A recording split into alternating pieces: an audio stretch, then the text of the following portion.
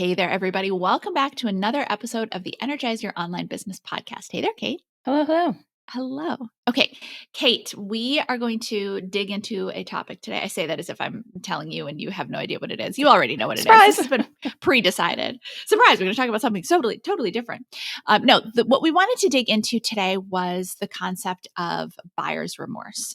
And not even so much as our own experiences with buyer's remorse, although that can help certainly inform how you deal with your clients and customers, but how to prevent the people who are making purchases from us from having buyer's remorse. And yes, certainly just morally, we want people to be happy with what they've purchased, but also when our clients or customers have buyer's remorse, if they have buyer's remorse, then can become a big customer service issue. It can become, if it keeps getting elevated, if there are people that keep coming back, and could be something that you get pulled into, it can really become a nightmare, especially because there are things that you can do, which obviously we'll talk about in this episode, that will help prevent this from happening in the first place. Yeah. And I think especially when people do have buyer's remorse, they are more willing to talk about it, it seems, than people who are maybe pleasantly, content with their purchase. They're maybe more likely to leave a review somewhere or get on a Reddit thread and put their 2 cents in. So it can definitely have lasting damage if someone is not convinced that their purchase was the right move. Mm-hmm, absolutely. And that's a great point because our businesses are so reputational. If someone is looking to invest in your program, there's a very good chance that they're going to go and Google the name of your program and reviews. And first of all, that's something that you should be looking at and keeping an eye on. We do regularly. And that doesn't mean that you can actually change things. If someone has posted that they're not happy with the program and they actually have reasons why they're not happy versus I remember on one of the other brands, there was something on Reddit that was like, should we purchase this program on our copywriting brand? And I think the response was just like, no, like, okay, well, not helpful in any way, shape, or form. But anyway, that's the internet. Anybody can say anything. But to get back to the topic, as much as possible, you want to cut those things off before they happen. You don't want people to get to the point where they are unhappy and posting on the internet or unhappy and emailing customer service or anything along those lines. So let's dig in. Why does buyer's remorse happen?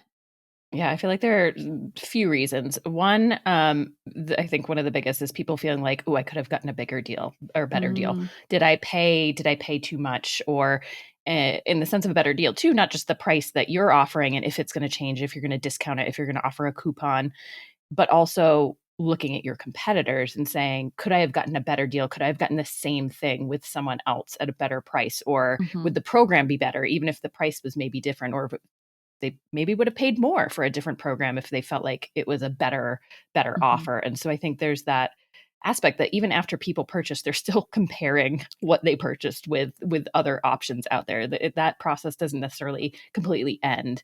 And so I think the price conscious aspect as related to different offers is huge. Yeah. And we're not at all saying that you should look at your competitor's price and decrease your price based on your competitors but the price comparison is a very dangerous place to go down. But when you can offset the price conversation with a value conversation, and obviously we'll get into exactly what you should do in a second, but we wanted to kind of cover why buyer's remorse can happen. Because I think we've all done, in fact, I feel like I did that just a couple of weeks ago where I bought a new sweater or something and you're like, yes, I really want this. I'm going to make this purchase. And then the next day they say, oh, here's, 20% off sale. And you go, Yeah. And, on a $100 sweater, that can be, gee, but on a couple $1,000 program, that can really put a bad taste in someone's mouth. And you can say to yourself, oh, well, I remove my purchasers from my sales email list but there's no guarantee that they're actually not on there. We have, people will sign up with multiple email addresses or will purchase with a different email address than they signed up for your email list, for all kinds of things. But yeah, I agree. I think that pricing can be a very quick and easy way to make people unhappy. Mm-hmm. And obviously you're not trying to make people unhappy, but there are definitely things that you can do to help prevent that. When I think another, and this, when I have experienced buyer's remorse in the past, I think that the biggest issue for me has been digging into a program that is not what I thought it was going to be. And certainly it can be, it's not just for courses or programs. It can be any number or any type of purchase, yeah. but you make the decision to invest in something and you discover that it's not what you were expecting it to be. Yeah, I think the expectation management is huge. Before we started recording, I was sharing how I spent way too much on a dinner last night, but I don't have buyer's remorse today. I woke up and I felt good. It was a lovely meal, but then I got thinking about another time. I took my husband out for his graduation, and we were excited. We're ready to, have a bottle of wine, maybe two, and have this multi-course meal.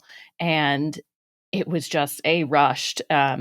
We got food before we got drinks, which felt like very backwards. And we were like, wait, but we haven't even gotten wine and you're already bringing plates, and this would go great with the wine that we were going to order. And it was this whole just bad taste in our mouth, literally, from just the lack of service, the expectation being we're at some place where we expect a certain level of service and it didn't meet it. And so that definitely was like, oh my gosh, we just spent all of this and we don't feel good about it. We have that sinking feeling of like, oh, that regret. I mean, remorse. Yeah. Yeah, exactly. And, to get back to if someone ever said, oh, I was thinking of going to this restaurant, or do you know a Right. restaurant in this town that's great? You would never say, oh, you have to try the tasting menu No. there. In fact, you'd probably be more likely to say, oh, don't, it sounds great. Don't waste your money on the tasting menu. It was a terrible experience. I, in fact, left a Google review, which I don't often do, and it Ooh. wasn't a scathing one. I think it was very fair of what was good and what was bad. But it was, hey, if you like this type of vibe, here's another restaurant I would recommend. And I put that in the review.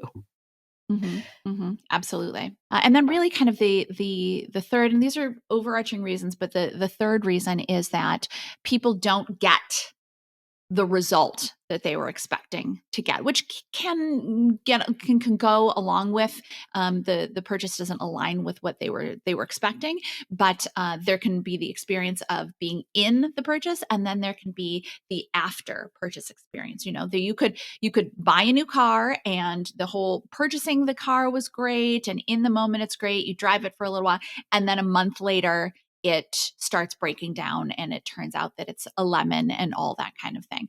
Or same thing, you purchase a course and okay, yeah, the course material was interesting but the actual result, you purchase a dog training course and the material makes sense and there's good support in the group, but then you actually try to make it work with your dog and it doesn't actually work. Your dog is still a fuzzy, lovable maniac. That would kind of be the third category where they don't get the results that they wanted. Yeah, and I think for all of these results, really, people want to feel good about their decision in the sense that they want to feel like they're a smart individual, they made the right decision, they did a bunch of research, and they made this purchase.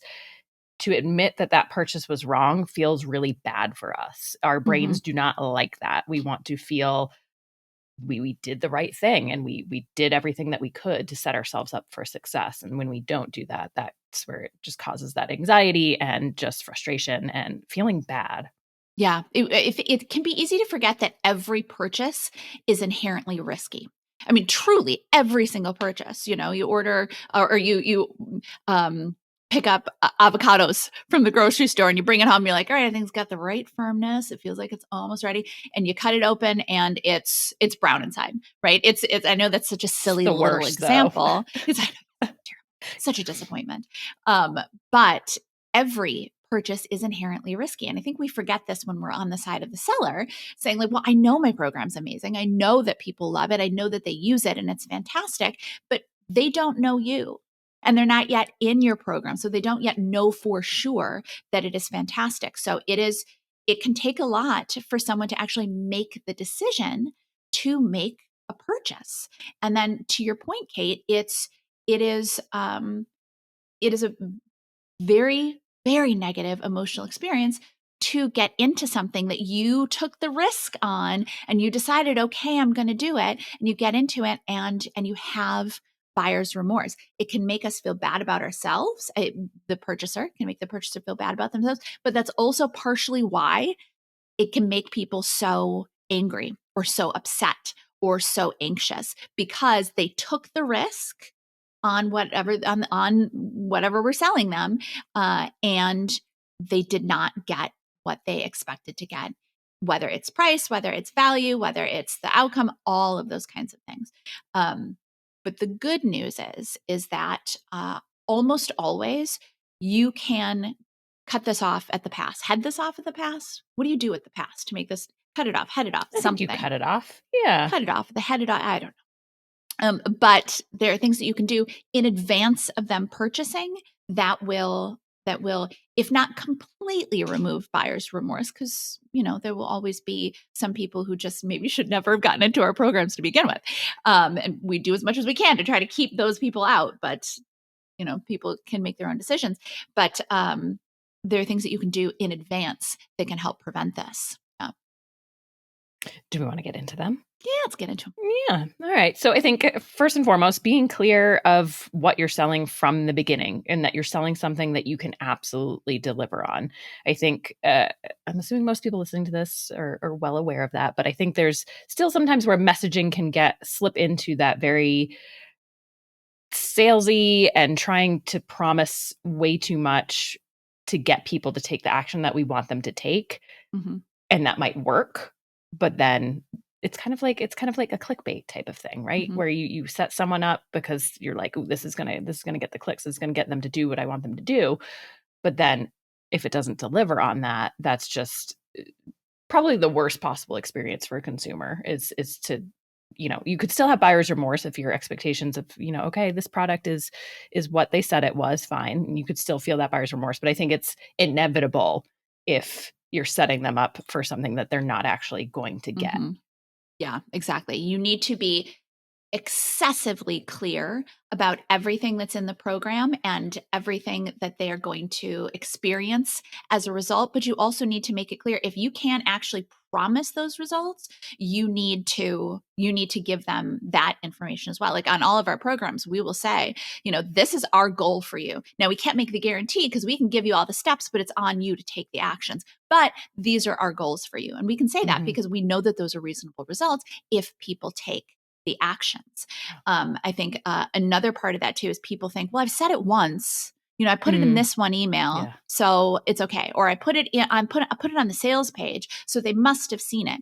But remember that we are looking at all of our sales materials again and again and again and again and again. But our potential customers aren't. You may have an 8 email series, and they may actually open 1 or 2 of them. So they may miss a lot of this information, and you may have a fantastic sales page, but they may gloss past, just skim past some key pieces of information. So you want to make sure, if these are elements of the program that they need to know that is in the program, you need to have it in your emails. You need to have it on your sales page. You need to have it if you have additional supporting materials. If you do videos during the sales sequence, if you do any of those kinds of things, don't be afraid that you're going to say it too many times. Mm-hmm.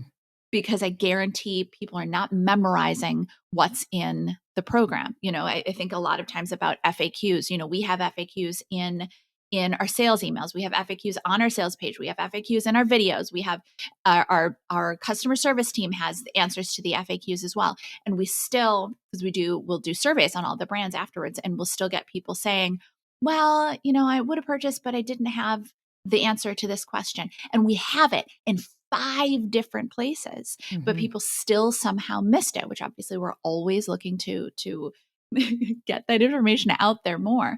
But don't be coy about where you put your information. Don't make the assumption that, wow, they saw it once, they know it. No, they do not know it. You have everything in your program memorized. Your potential client does not.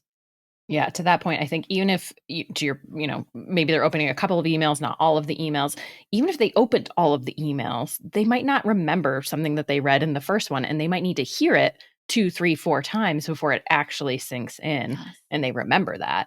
And I think the other thing that we do that I think is really helpful is on our sales pages is in our materials of who this is for and who it isn't for, who our programs are and aren't for, because we want to be very, very transparent about who we can't help. If you're going in with an expectation that this program is going to do some result for you that we can't deliver on, we want to make it very clear that no, that's not something that we can deliver on. Here's what we can deliver and will deliver, and here's what we absolutely cannot. And so giving them both of those in all our materials. And then also doing for, or at least on our copywriting side of the business, those students I feel like aren't as familiar with online programs. And so there's this aspect of, okay, I'm going to purchase an online program. What is that? That doesn't feel tangible. It's not a physical product. I can't see, if I'm buying a phone, I know what that looks like. I'm seeing the product and I have a very clear visual of what to expect. They don't know what to expect. And so what we did was did a quick course preview video that we showed them. Here's the dashboard. Here's how the login, and here's all the courses and how they're laid out. And here's how the videos are. And here's where. And so they could get a sense of what this product was that we were selling them. And so it became more, it's, still not tangible, but it became more of a real thing in their minds versus, okay, I'm putting my hands into this course and I don't really know what I'm going to get back. Mm-hmm. Mm-hmm. Absolutely. And then after they purchase, what we also did is we have a whole welcome sequence. Mm-hmm. So they, at no point should anybody in any of our programs be wondering, okay, what happens now? They get emails. There's a post on the dashboard for all of the courses. As soon as they purchase, there's a welcome page because we want to, first of all, welcome them, congratulate them on the purchase, Mm-hmm. and welcome them into our community. But then also it tells them what to expect on that page. In your email, Mm-hmm. you're going to be getting this. And then in the email, they get that. And in that first initial email, we tell them what's happened. And then we have a series of welcome emails just to kind of get them comfortable with, first of all, with opening our emails, but also helping them understand how to make the best use of this program. It was actually years ago. Oh goodness, certainly on the copywriting brand when it was just me, a little brand new business owner. So probably I would guess 2015 maybe. And I remember I had made a sale, and I think I had one initial welcome email and then nothing after that. Cause I was like, well, you bought my course and you can get in the Facebook group. What else do you need from me? And I remember getting an email from customer service, or to customer service, who was me, by the way, that, I made this purchase and then you totally disappear, which was not true Mm-hmm. because it was in the Facebook group, but this woman was upset because I wasn't sending out regular emails to her after this point. And it was good feedback. It was, I think, I would guess maybe some other things were going on with someone, but it was good feedback. And the things that we hear from our customer service when we're talking about this buyer's remorse, and we think, yes, sometimes people are irrationally upset, absolutely, but there's almost always some nugget of something we can use. And again, this woman, she was right. I should have been sending more emails, or at least it would have been smart of me to be sending more emails. And so now, of course, we have whole welcome series built out and on in everything. But when we're hearing things through customer service, even if people are upset, do your best to take a step back. Is there actually anything I can learn from this? Is that sometimes there isn't, when people are like, how dare you charge for this program, which we all hear at some point. If you're like, oh, am I the only one? No, everybody who sells a program at some point hears from someone saying, how dare you charge for this? So that, set that aside. But this was a prime opportunity to improve the way that we welcomed people into the program and the way that we helped them move through the program and make the best use of it. Yeah, I think everything post-purchase is really the opportunity, and everything you're saying is we did to remind them of the value of their Yeah. purchase. So, you know, again, to combat kind of the monetary aspect, but even just the steps that they need to take to get the results that they want, reminding them that there are steps they need to take, but that we're here for them, that they're supported. They're not just left alone to deal with the purchase and figure it out. And so making people feel that they still have that tether and connection to you, and that you're not just kind of severing that connection once that they've purchased of, okay, I got your money, bye, because that's how it would feel to them of, Mhm. okay, I just spent all this money and they don't even care about me and my success. Mhm. And so I think it's a big opportunity to remind them of, we care about your success. We're excited you're here. Nicki was talking about our how we welcome them, and on I think all of our brands, we have a congrats video once they purchase. Immediately after they purchase, they Mhm. get to this landing page that tells them next steps too. Very clear of like, check your email. Here's what to look for, and then the video of just our team welcoming them to the community and how excited we are to have them there. And so I think that whole process just makes people feel connected to real humans, and that they haven't just thrown away money into the wind and are kind of left to their own devices. Mhm. So the clear, really step by step, here's what you're getting, here's how to use it, here's how to make the most of it, here's exactly what you need to do. That hand holding, I think people just really appreciate. Mhm. Yes, included in your emails, but included on your course dashboard. Let people know how to go through the program. And the Hmm. thing is, too, is after they've purchased, there may be some FAQs that you answered in the selling process that also you need to remind them of after they purchase. On all of our programs, people want to know in advance, how long is it going to take me to go through the program? Hmm. Which is totally reasonable question. A little bit harder to answer, as you could probably expect, since everybody is different and everybody has different amounts of time. But on every Hmm. single program, everybody wants to know. So we answer it, ballpark answers, before they purchase. But we also put it in the welcome sequence and on the course dashboard as well, because they still have that question after they purchase. And they Hmm. might forget, or it might not have occurred to them to ask it beforehand, and now they're in it, they're going, wait, oh, okay, this kind of looks like a lot. How long is it going to take me to do this? So there may be questions that you answered in your FAQs beforehand that are good for afterwards. And to that point as well, if you're getting questions from your students, once they purchased, that you're hearing a lot, ask yourself, is this something that maybe people would like to know before they purchase? Would it be helpful for them to know this information before they purchase as well? Yeah, I think along with that, what we've noticed, and we're starting to put a lot of our great podcast episodes with our students into our student only Facebook groups, because people, it amazes me, have missed all of our testimonial. We have so many testimonial pages, so many testimonial videos, so many different types of content from people who've gone through our programs. And we put it in, I feel like, almost every Everywhere. email, right? Like Yeah. every single email that's on the sales page, there's on opt-in pages, I feel like have to, it's everywhere. And people still, in our copywriting group especially, is this really possible? Has anyone actually succeeded? And, very luckily, that group is wonderful, and many people have succeeded, of course. And so they'll write in and tell this person. Mhm. Um, They'll get to it before we can. Yeah. right, which is wonderful, but they still haven't seen that. And so we've started putting that content out there in that group, because people still need that post purchase to have that belief and get that motivation of, okay, if they did it, I can do it, and to keep going, because it's easy, especially depending on what you're selling. And they might need, it might be a longer time before they can see payoff from your program. It might Mhm. not be something that they can consume in a week and already see results. And so that timeline, and we've talked about how excitement wanes, and I think this is a perfect example of that. Immediately after purchase, I feel like people aren't necessarily excited now to do the work. There's work to do. And so how do you get them excited and motivated to start taking action, keep taking action week after week, month after month? Absolutely, absolutely.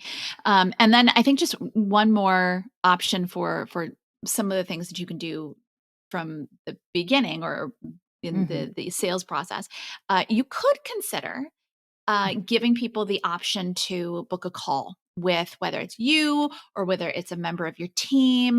And I don't mean it as a sales call. You certainly, if you want to do sales calls, absolutely. But I mean truly an info call. If they have questions, they can get in a call with you. I've seen some programs where they where potential buyers can get on a call with one of their students, which I think is very interesting and something we might experiment with the copywriting course. So we'll let you know, guys. But the opportunity really is just to get on a call with a real person and ask questions. And obviously record these because you're going to want to go over this later and take a look at what these questions were, because it may be that you can offer calls for only, the first couple of months after you've started your new course, or whatever timeline. And then when you start to hear the same, obviously, as you hear questions, put it into your sales materials. But you should be using these calls, yes, to answer their questions. Absolutely. Give people that personal touch if you have the bandwidth, but also, you can use the information, the questions that they have to better inform your sales process so that people don't get to this point where they have to book a call with you to get that question answered. You will have already answered it in multiple places and in multiple ways throughout your sales sequence. I think that a lot of people hesitate to do this because they're afraid they're going to be overwhelmed with people calling or people setting up calls. And it certainly depends on your target audience. But I haven't found, and other business owners that I know have not necessarily found that to be the case. But bear in mind too, you can always put this option in, put it in as a PS in some of your sales emails. And then if you get overwhelmed, well, first of all, if you're getting overwhelmed with these calls, it's probably a sign that there's something missing in your sales material. Something, if this many people have these many questions, you're missing something. So take those calls, get that information. But if you're getting on calls and it's just a lot of people who are or maybe not qualified or that kind of thing, also good information to use. But you can also eventually just take out the option to book the call. If you're going, whoa, this is too much. I have some work to do in the sales sequence. I have some questions to answer earlier. Then take it out. You don't have to keep taking those calls. You can change up your email and get it out there. Obviously, I would recommend if someone books a call with you, take the call. Don't let them book a call with you and then cancel it. That's really going to put a bad taste in somebody's mouth, but you don't have to take calls forever, I guess is the short way of the very long-winded answer. And I think another thing to think about, and we've talked about customer service throughout this conversation, but throughout the before they've purchased, as they're looking to make a purchase, post-purchase, making sure that your customer service, whether it's you or you have someone doing it, that there's an expectation for how quickly you're going to get back to people. Yes. I think the timeliness of that response does make or break whether someone wants to move forward with you or not, because I think I know if you're not getting a response back within, I would say 24 hours, you feel like, okay, this business doesn't care about me. Do they even have a system for this? Are they this disorganized that they can't respond to me? It's a very negative experience. And why would someone want to move forward with that? If they're not getting that support before they purchase, they certainly aren't going to expect then any level of support after they purchase. Yeah, exactly. And, you as the business owner can say, well, we got 100 emails this week and there was only one slip up on this one email. But to that potential customer, you slipped up on 100% of the interaction, right? Because that is the interaction they had with you. And I'm not at all saying that things are perfect there's always room for improvement with customer service. And it is crucial that customer service be as good and as dialed in as possible. As the business owner, or if you have we have an operations manager, Caitlin, who manages customer service, it's important to go in there and do some spot audits every once in a while, not to micromanage, but to make sure that questions are being answered in the way that you want them answered. That when someone sends a question in, that they're not just getting a canned response that doesn't actually really connect all that well. Because your customer service person is trying to be so efficient, which can happen. Customer service thinks in terms of, can think in terms of oh, we have so many tickets coming in. I want to be efficient and get these answers as quickly as possible. And sometimes what can happen is the customer care can be lost or diminished, and maybe only some of the questions get answered. So it's really important to be doing a regular audit of your customer service to make sure that it is at the level that you expect it to be, because it absolutely can be a make or break interaction. And it's Mm-hmm. unfortunate because you didn't know, oh, the rest of your program is so fantastic. But it is reasonable for them to base their judgment of your organization and your product and all that on a customer service interaction. Yeah. And along with that, I think if you are running ads and having someone respond to comments that come in, and again, forgetting the ones that are just wildly inappropriate and not helpful, but other people are seeing, not just the person that commented, are seeing how you reply to people in that thread. And so making sure, again, to Nicki's point, I think there's the speed, but also content balance of, okay, we want to do this within a certain time frame, but we need to make sure that our answer is solid as can be, especially when it's a public facing ad where other people are going to see that response and kind of judge your brand on how well you responded to that interaction. And some even tough comments, I think, and ones that challenge us, I think are often really great opportunities to reply with something that other people will see and say, oh, wow, they might have had the same question about the program. Why, I don't have a good example besides the one of like, why do you teach copywriting and sell a copywriting course? And that's, I think, such a great opportunity for people to see our response to that of, well, why can't you do both? So it's such a good opportunity, I think. Yeah, I think sometimes as we set up ads or as we start posting on social, we forget about that other part because it is social media, right? Meaning that there will be likely some kind of interaction, which we want. We want some kind of interaction. So you can't just put things out into the world and forget that other people are going to comment on it. And don't get me wrong, I am not saying that we are perfect at this. At various times, with a lot of balls in the air, stuff gets dropped, or at least maybe not dropped, but getting close to dropping it. This is me juggling, which I can do actually. But you have to have systems planned to make sure that everything is being addressed. Because if it's just, I'll do it when I think of it, it's not going to happen. And then 3 months later, you're going to look at a post and realize that someone had posted a question or a comment or something that just looks really terrible that you never responded to it. And I will tell you too, this has actually kind of happened to us because you have to look at your accounts from different platforms too. You have to look at your Instagram from your phone. You also probably have to look at it from your desktop too, or your social media person has to look at it from both. Kate and I were just looking at something, maybe not the other day, but a couple of weeks ago, where I could see a comment in where I was looking at it and Kate could not see it. And of course, to that person who posted it, they're like, oh, great. Okay. So I interact with you and I don't hear anything back from you. Anyway, so not to go down too much of a tangent, but a pro tip, because we discovered you have to look at it from lots of different platforms. And just while we're on the topic of social, just because social media platforms, I feel like there's a new one every couple of years. It's, TikTok wasn't around a couple of years ago.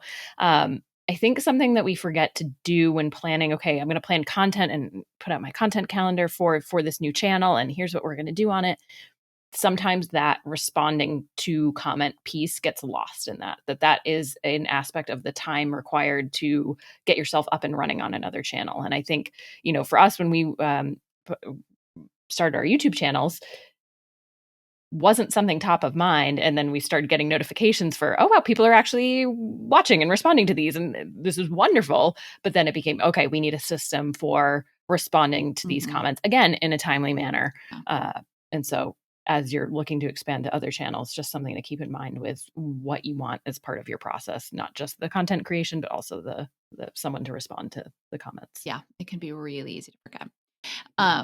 And then I actually wanted to circle back to something that you had mentioned, but kind of look at it in a different vein. You talked about how we share our testimonials as many places as possible. We have it so many places, but still somehow people don't see them. But it also, and Kate, you talked about sharing it in our Facebook groups, and because I think we think about sharing testimonials just with people who have not yet purchased. Yep. They're the people who need to see the wins. But that's not necessarily true. Even people who have purchased still need to see other people's wins to help inspire them, to help keep them taking action, to help keep them believing in themselves and believing in the process. It's one of the reasons why we share our testimonials. Yes, as we said in our Facebook groups, and quite frankly, too, in the Facebook groups, the students are sharing their own wins, which is Yeah, makes it so much easier for us. But then also mm-hmm. on our podcast for all the brands, we have we do student success stories. We talk with the students, and yes, absolutely, those help us if people have not yet purchased from us. They hear the student success stories and they go, "Oh, okay, this is actually legitimate. This program works." But it also can be very good for students who are in the midst of, for example, if they're in the midst of building out their circuit, and it's can be a decent amount of work. It's spoiler alert, it's not necessarily fast to build a multi 7-figure per year business. There's some work involved. It's business. But if they're in the middle of it, it can be um, really inspiring, kind of buoy their Yeah. spirits to hear a student success story like, oh, okay, yes, this is, I'm going to dig back into this. And with the same Mm-hmm. thing on our copywriting brand, we get so many students that sit down with us for our student stories that say, oh my gosh, I'm so excited that I'm finally the person here because I've been listening to Mm-hmm. all these other students for so long. And they were students, they were working through the process, but they were still listening to other people's success stories because they needed that inspiration to help keep them going. And we all do that, right? The business Yeah. owners as well. Like I follow Sarah Blakely, and I love hearing her stories about like what it took for her to get to build her business to this amazing business that it is today. I love it when she shares stories about, what she went through, and the Jamie Kern Lima book, which I forget what it's called off the top of my head. I know she has a new one coming out, but her first one talks about all the struggles she went through. And it can be very helpful as a business owner to hear that you're not the only one who's doubting yourself or thinking, oh gosh, is this worth it? Or, oh, I'm so tired. And it can be so helpful to keep us going through the process. And the same thing is with our students. So one of the last things that we'd recommend trying, post-purchase particularly, is having moments of surprise and delight for your customer. So they've purchased, they're not expecting anything else per se at this point. Obviously, the ongoing support you've promised and whatever else has been promised through the purchase process. But for example, one of the things we did on, I believe, just our copywriting brand, maybe we've done it on the CSS brand. Mhm. Either way, giving book giveaways, just a surprise. Hey, we're going to give away 5 copies of this book. If Nicki's read a book that's particularly inspiring and helpful, and we feel like our audience would really benefit from it, just doing a quick giveaway. And it's, what, I don't know, 20, 40 bucks, whatever it ends up being, like such a tiny amount of cash for just people being like, oh, wow, they're, even if people don't win, I think people are just surprised and delighted that we would do something like that. Mhm. We do free events for students, giveaways of other kinds. And so just these moments of bringing something unexpected into their life and knowing like, oh, they're still here. They still care. They're still showing up for us. Exactly. It shows that you are thinking about them, that it Mm-hmm. wasn't just oh, I've got their money now. Yeah, it's a really nice connection point. And again, to your point, Kate, if someone doesn't win, they're not going to be like, "Oh, I never get anything." They're much more likely to think, "Oh, well, that's nice." And also, I'm going to keep an eye out to see if Yep. there's another opportunity in the future. So it might even encourage a little bit more engagement. But it's when you do it from a point of genuine friendliness and genuine giving, it comes across that way. And I know if you're thinking Mm-hmm. like, oh, I have so many other things, you know what? Put a reminder on your calendar once a month, and just, is there something that I could do this month that would be great? Or, anytime you talk to if you're in a networking group and you talk to someone else, is that someone that, oh, my audience would love to hear from them? Is that someone that you could bring in for a special student only event? Or, Mm-hmm. if you have your my Amazon wish list perpetually filled with books that I want to read. Can you set yourself a little reminder? Hey, this might be good, something good for them. If it turns out to be something that's good, maybe offer it. Or just if you find yourself, or empower your team. If you're saying on your call with your team, oh my gosh, I just finished this book, guys. I think there's so much we can use for the business. Empower them, or even just communicate to them to like, hey, this might be a blind spot. If something's awesome, raise your hand and say, hey, maybe this is something that our students would like. Maybe we should do a little giveaway or something. Like there's any number of things you can do where you don't even have to give something away. You could do a special surprise book club. Everybody go get the book from the library, and then at the end of the month, we're all going to get together and talk it through. And I have some thoughts, and so it becomes a fun additional community building. But it is, again, it's a surprise and delight, something that they were not expecting, but shows that you care about them. Yeah. I just thought of the other one. We did a meet and greet once in New York City. Well, we happened to be there, and we thought, oh, there's a lot of students in this area. Should we just pick a place and send out an email to 70,000 people plus and see who shows up? And sure enough, we did. And we had a great group of like 20, 25 people, whatever it ended up being. And no formal agenda, but great conversation. People asked questions. We answered them. They got to meet each other. It was genuinely just really delightful. I feel really like. was. I was so nervous going into it. So nervous. Yeah. So nervous that nobody was going to show up, or maybe just one person was going to show up, which would have still been I was fine. worried that the whole lobby was going to be taken over with people and we were going to be kicked out. Was my deep, deep concern. Two different sides to that. Two different sides. Yes. But they're right. Get creative with ways that your community can feel like it is the community that you want it to be. You want people to say, oh my gosh, I love being in that group, or I love being a part of this program, or I love the results. That's what we want in to kind of wrap up the whole concept. That is what we want. We want people to purchase from us and to be excited about their results, but also so thrilled with the way that they've been treated, and so thrilled with the support they've gotten and the experience that they've had. That's what we want people to feel.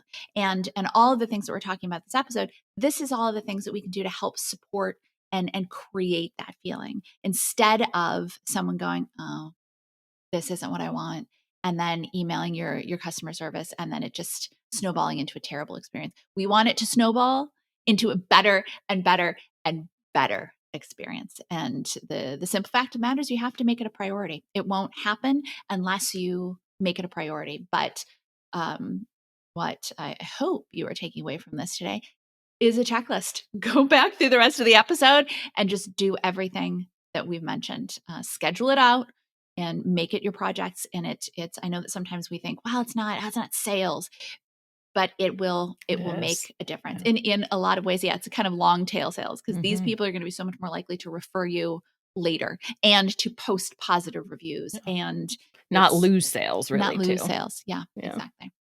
So now you have some homework. Sorry about that, but also not sorry. Sorry, not sorry. We will catch you in the next episode. Bye, everybody. Thanks for tuning in. Do you want to learn how to sell and scale your offer on autopilot every single day without the chaos of live launching or the low conversions of Evergreen? Who doesn't, right? Get our free on-demand video training at circuitsalessystem.com/free. And of course, don't forget to subscribe to this channel to make sure you never miss a video. We'll catch you next time.